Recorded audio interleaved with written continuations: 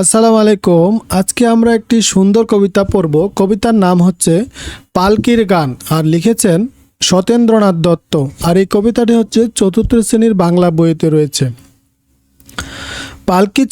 পালকি চলে গগন তলে, আগুন জ্বলে স্তব্ধ গায়ে, আদুল গায়ে যাচ্ছে কারা, রৌদ্রে সারা।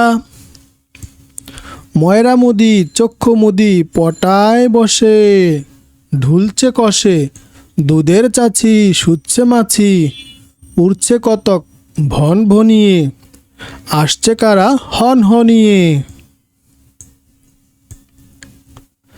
হাটের শেষে রুক্ষ বেশে ঠিক দুপুরে ধাই হাঁটুরে, কুকুরগুলো শুকছে ধুলো, ধুকছে কেহ ক্লান্ত দেহে।